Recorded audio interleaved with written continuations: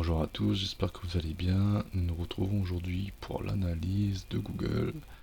Alors, avant de commencer l'analyse, si jamais, pardon, vous aimez le travail qui est fait, n'hésitez pas à mettre un petit like, un petit partage de la vidéo, et puis surtout n'hésitez pas à nous suivre sur les différents réseaux sociaux, que ce soit X, Instagram, et aussi également sur TradingView où je partage pas mal d'idées de trading.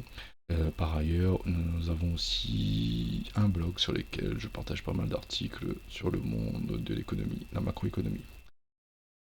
Ceci étant dit, maintenant commençons l'analyse de Google. Donc Google qui est, comme tout le monde le sait, comment on peut dire ça,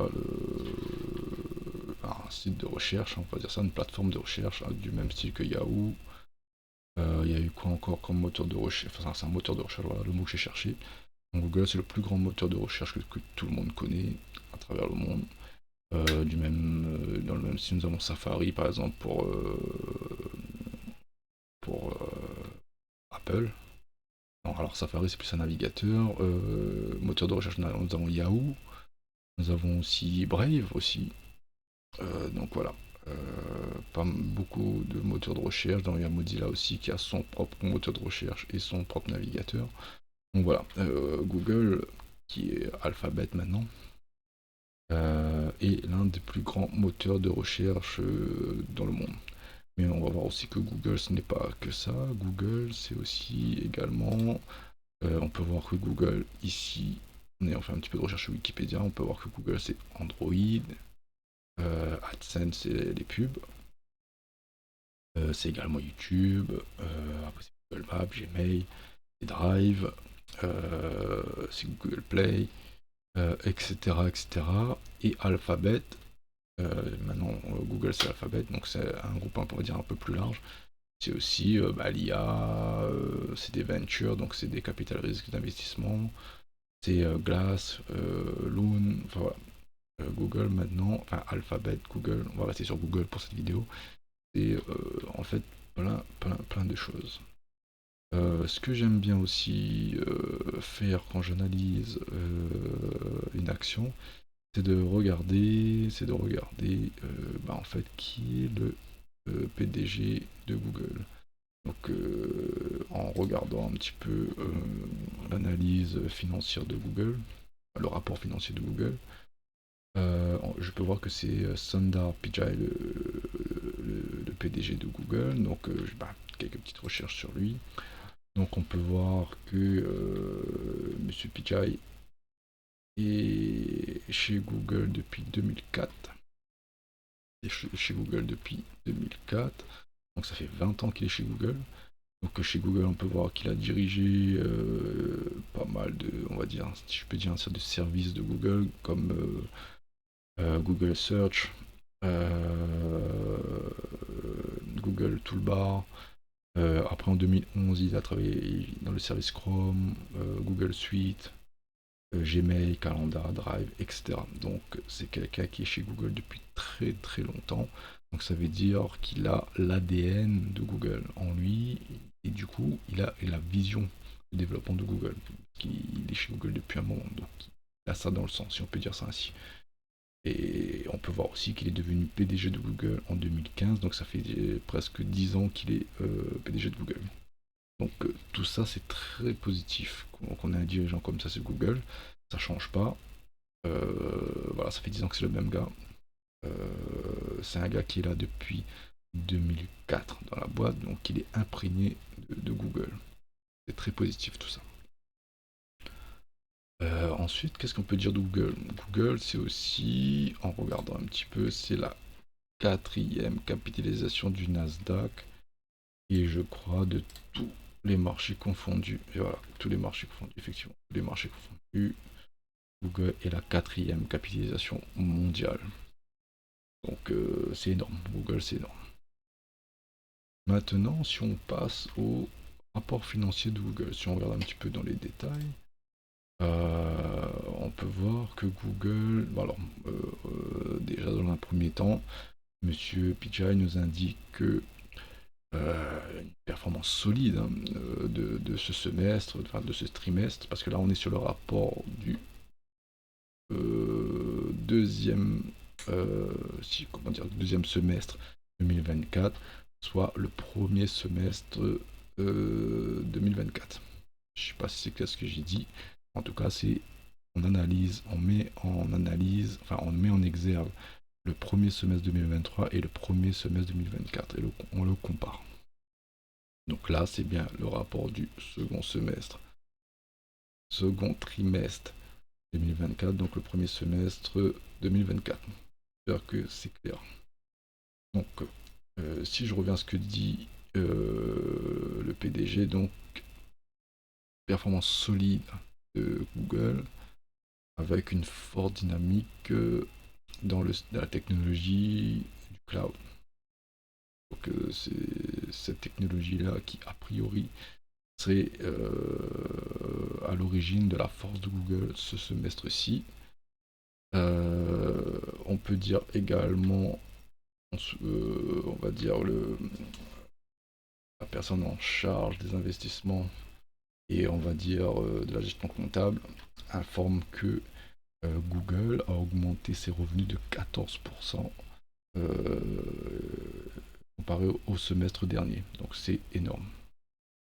De plus, on peut rajouter que Google a augmenté également sa marge nette entre le premier semestre 2023 et le premier semestre 2024. Donc tout ça c'est très très très positif. Également, enfin, si on peut rajouter à ça, on peut voir que l'ensemble des secteurs d'activité de Google, que ce soit Google Search, Google YouTube Ads, que ce soit Google Cloud, peu importe, tous les secteurs d'activité de Google sont en progression. Donc c'est hyper positif. Hyper positif. Donc je ne vais pas tout vous lire au niveau du rapport financier de Google. Il est disponible sur leur site. Mais voilà, en résumé, ce qu'on peut dire un peu du rapport financier de Google du premier semestre 2024. Maintenant, si on va en détail en allant sur Coifin, en regardant un peu plus en détail les chiffres de Google. Donc on peut voir déjà que attends, on va se focaliser uniquement pour commencer et d'en rajouter. Hop. On peut voir que Google déjà c'est une croissance depuis 20 ans. Pas de un petit peu de stagnation en 2020, mais sinon c'est une croissance, une croissance, une croissance. Voilà, sur 20 ans, de la croissance en termes de revenus. Donc ça c'est très positif. Maintenant, si on regarde de plus près la marge nette de Google. Donc la marge nette de Google qui est quand même assez élevée, qui est de l'ordre de 27,7%. C'est très très bien d'avoir une marge relativement proche de 30%. Donc là, si on calcule rapidement la marge générée par Google en un an, donc calculatrice,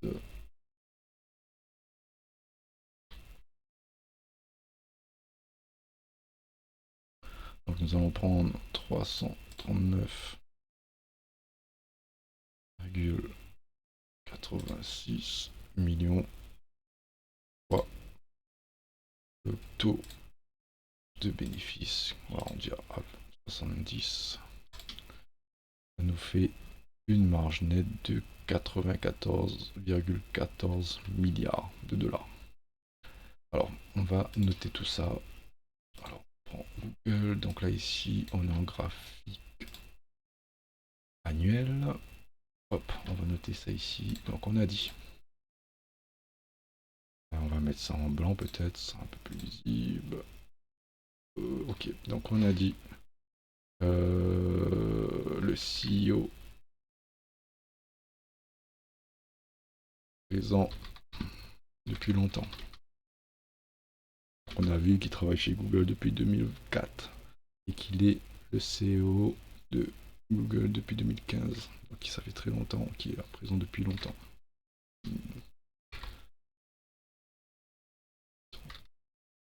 Donc ça, c'est plus, très positif. Nous avons quatrième capitalisation du Nasdaq, c'est très positif, mais on va pas mettre ça en avant. On va mettre CA croissant sur 20 ans.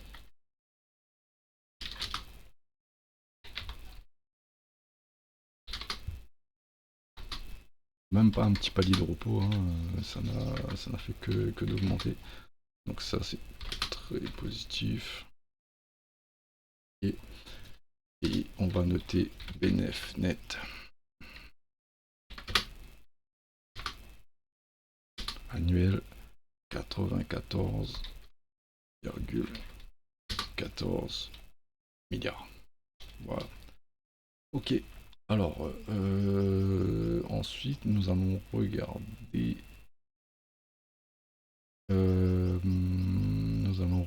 La dette de Google. Alors, la dette de Google, il n'y en a pas. Excédent de trésorerie 81 milliards.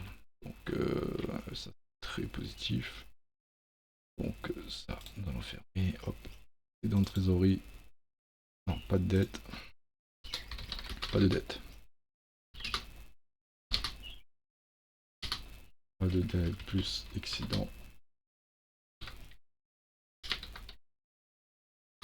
positif. Ok. Nous allons regarder ensuite le cash flow. C'est impressionnant.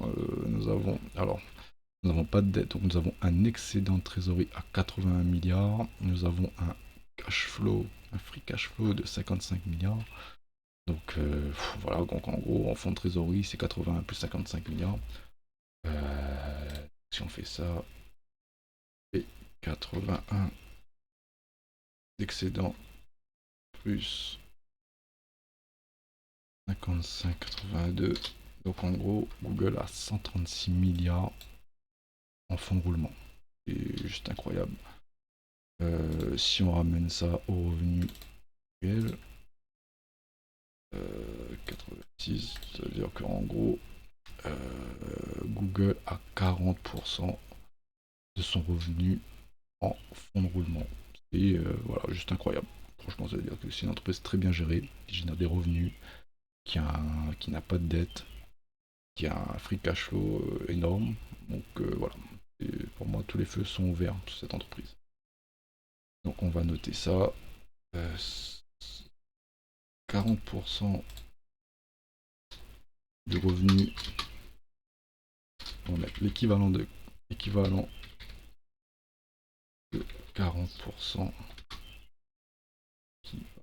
De 40% du revenu en fonds de roulement.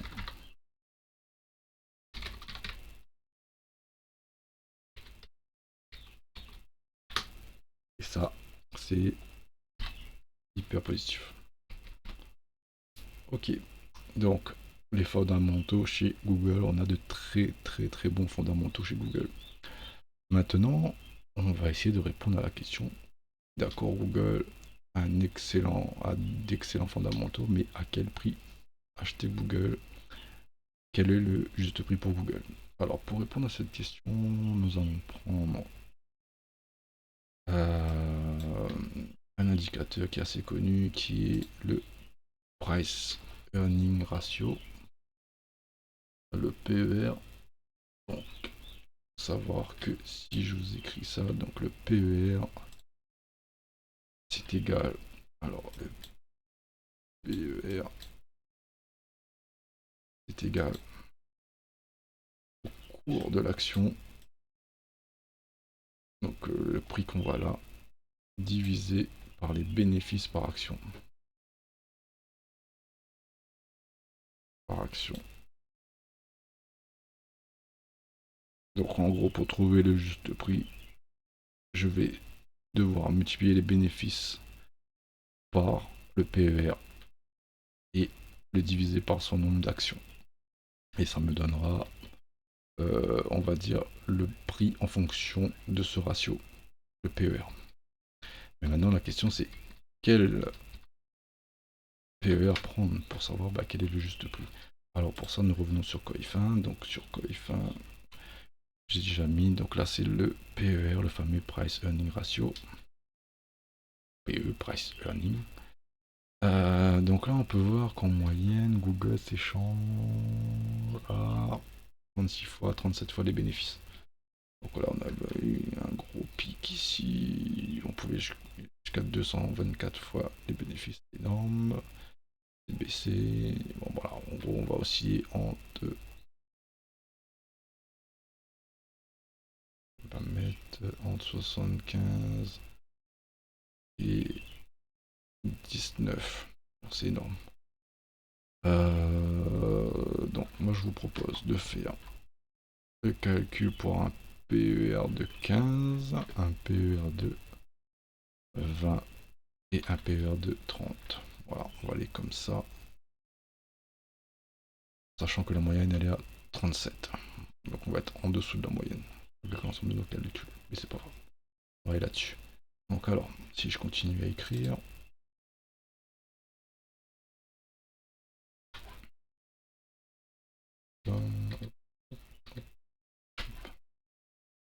Ok, si je continue à écrire, donc on va mettre PER.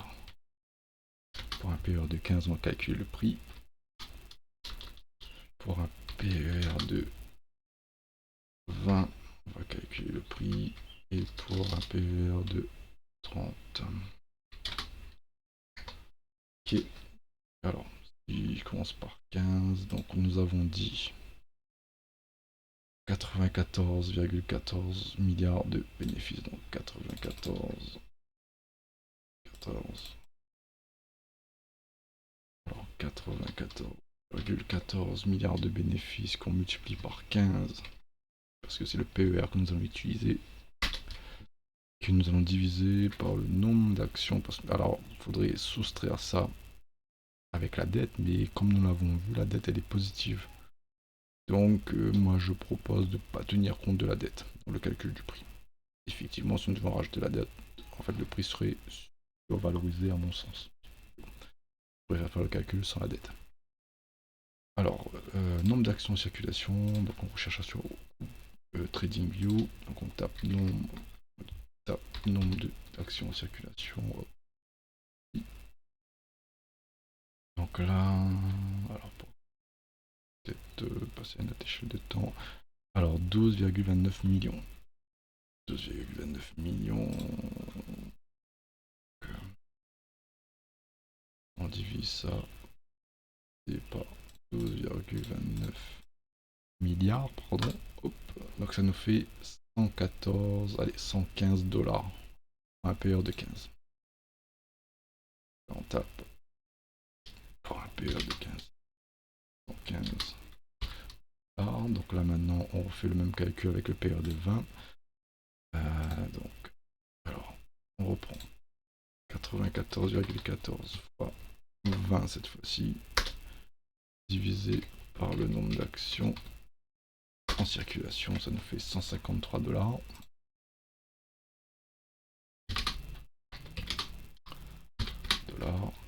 Et pour finir, le PA de 30, on refait le même calcul, toujours le même, sachant pas. Donc les bénéfices fois le PER, donc de 30 cette fois-ci, divisé par le nombre d'actions en circulation, ça nous fait 230 $. Ok. Maintenant, je vous propose de faire apparaître. On va passer comme ça, de faire apparaître les prix de manière graphique. On va supprimer. Alors, on prend en 115. 115.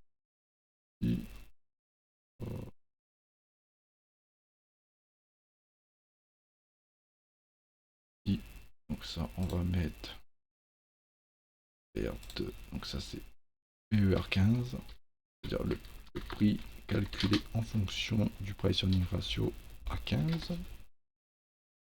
Qui est maintenant, on met le PER20 qui est à 103. On va le mettre en par exemple. PER15, PER20, pardon. Voilà. Et pour finir, le PER 30. Donc ouais, peut-être on aurait dû faire un petit calcul à PER 25 pour voir ce que ça donne. On peut toujours le faire, hein. On va mettre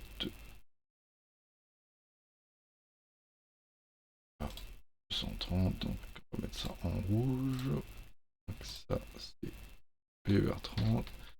Et on va refaire un petit calcul à PER 30. Donc là, si on refait le calcul à PER, pardon, PER 25, donc là on reprend 94,14 qu'on fait x 25 divisé par le nombre d'actions en circulation, ça nous fait 191, 191, 180 en tout de la TH. On va mettre ça en orange et ça va être le PER 25. Hop. Voilà, maintenant on a indiqué nos prix en fonction de nos PER. Donc bien sûr, le meilleur prix, ça va être dans le taux de PER 15. Il faut savoir qu'en moyenne, on est au-dessus de ça. Donc ça veut dire que si vous vous basez uniquement sur le PER pour acheter, ben là, au jour d'aujourd'hui, le prix qu'on a, ça peut valoir le coup. Si vous croyez vraiment en Google, parce que là, vous voyez, en termes de PER, on est en dessous de la moyenne. En plus, bah, comme on l'a dit auparavant, Google a de très très bons fondamentaux. Donc là, au jour d'aujourd'hui, au prix actuel de Google, si vous y croyez vraiment, ça peut être un prix pour investir. Maintenant, si on veut optimiser un peu bah, nos entrées hein, et nos rendements, on va voir un petit peu graphiquement. Bon, mais déjà, ce qu'on peut dire déjà graphiquement, c'est que en annuel, bah, c'est bullish, hein, c'est haussier. Si on prend le plus bas, un petit Fibonacci du bas au plus haut, on peut voir que les 38,2 ont été testés, retestés, retestés. Et ça a cassé dans un sens, ça a recassé de l'autre sens, ça a recassé de l'autre sens, et puis c'est parti. Vous voyez que ce niveau-là est quand même très fort. De plus, en un an, on est venu retravailler la zone de rechargement une seule fois, il y a très longtemps. Mais encore, voilà, bon, ça fait, voilà. C'est tout ça pour dire que Google est aussi sur le long terme. Par exemple, si on met un petit coup d'Ishimoku, par exemple, on peut voir qu'il n'y a même pas de nuage formé, on est au-dessus de la Tenkan, donc voilà, aussi.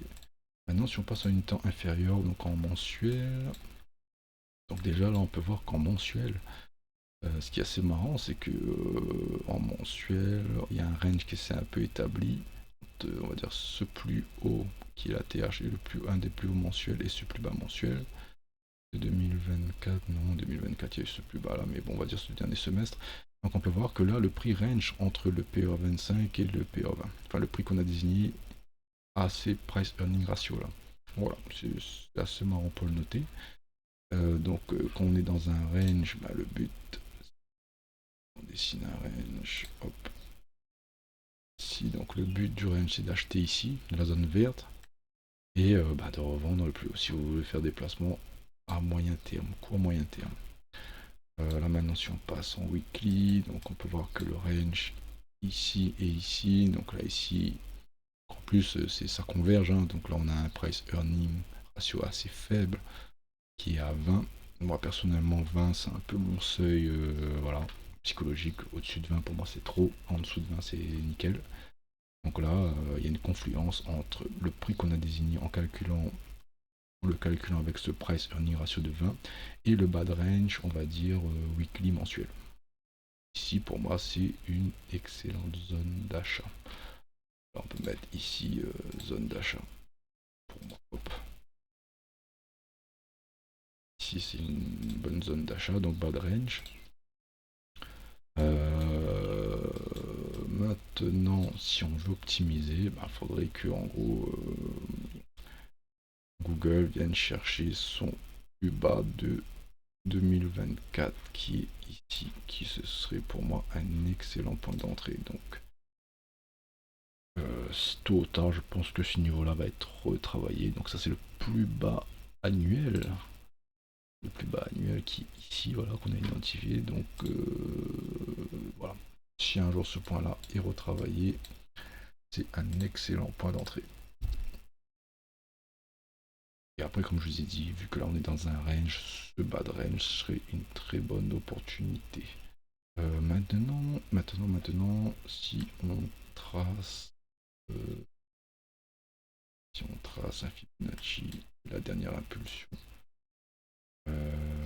allez, mensuel, on prend le plus bas ici et le plus haut ici, un petit retracement de Fibonacci. Donc on peut voir que voilà, une confluence, on a une très bonne zone d'achat aussi, c'est également ici, là on a le price earning ratio à 15 et c'est aussi la zone de rechargement de toute cette impulsion. Donc si jamais, comme vous pouvez voir, les 38% de Fibonacci ont tenu, si jamais ce niveau cède, il y a de fortes chances qu'on est dans cette zone-là. Voilà, donc pour moi ça serait la deuxième zone d'achat un peu idéale. Zone-là et cette zone-là.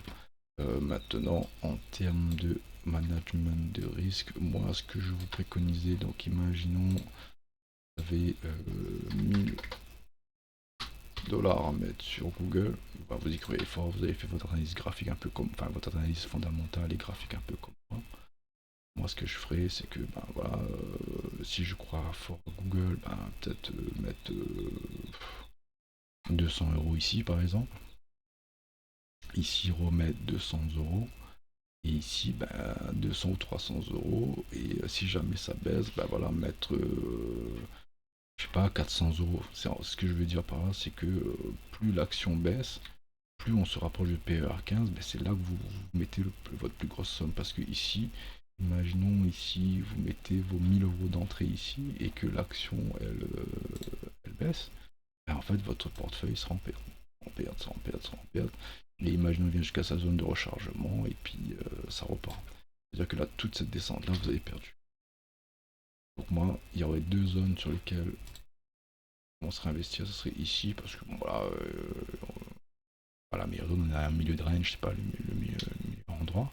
Et ici, par exemple, je commencerai à investir ici un peu plus. Et imaginons que Google décide de venir prendre son plus bas de 2023 ici. Bah, le but c'est de garder encore un peu de cash pour si jamais ça vient là, ben, racheter. Donc moi si j'ai un conseil, enfin un conseil, oui, un petit conseil à vous dire sur la gestion de risque, c'est que si jamais vous voulez investir 1000 balles ou 10 000 balles dans Google, ne le faites pas cash maintenant. Achetez un peu ici, c'est une zone de première zone de retracement ici, donc imaginons ça reteste et 31,8, ça repart, bon voilà, on a acheté un peu ici. Et si ça continue à descendre, on re-achète ici. Et si jamais ça continue à descendre, on vient re-acheter encore ici. Ça fait que si jamais Google repart à la hausse, mais ça fait une petite baisse, ça repart ici, puis ça, ben, en fait, quand ça repart à la hausse, ben, ce que vous avez acheté ici, c'est déjà en positif. Après, ce que vous avez ici, ça revient en positif, ainsi de suite. Tandis que si vous achetez tout ici, ben, imaginons que ça descende, ben, voilà. Votre portefeuille va être en moins-value. Après, effectivement, si derrière il y a une hausse, tant mieux. Après, votre portefeuille va redevenir positif. Mais psychologiquement, prendre une baisse, c'est pas top. Voilà ce que j'avais à dire sur la gestion du risque. Maintenant, en termes de rendement sur Google, donc imaginons on commence à acheter ici, on commence à acheter ici, on commence à acheter ici. Imaginons ça se retourne là, ça repart. Si on trace une expansion de Fibonacci en fonction de dernière impulsion haussière, donc les expansions, pareil, hein, donc on base sur ce chiffre d'or, donc moi je pense qu'on pourrait aller chercher les 260 € avec un premier point d'étape ici, avec une confluence au PER 30. Et après, si jamais ça continue de monter, ben, on pourrait aller chercher, pourquoi pas, 366 € d'ici, ça sera 366 $, pardon, d'ici, je sais pas, 5 ans, voilà. Google continue à augmenter. Donc ce qui nous faudrait un rendement, imaginons qu'on achète ici et qu'on revend à 8, voilà, ça nous ferait 75% de rendement plutôt. Et imaginons que ça corrige plus et qu'on arrive à récupérer Google ici aux alentours des 115 $, et qu'on les revend ici, ça fait 136%, 134%, allez 136% de rendement. Voilà, donc voilà un peu le genre de rendement qu'on peut espérer sur Google. J'espère que cela vous a plu. J'ai pas plus de choses à dire. Comme je l'ai dit au départ, n'hésitez pas à aimer la vidéo et à la partager. Et je vous souhaite une très bonne semaine de trading à vous et à bientôt.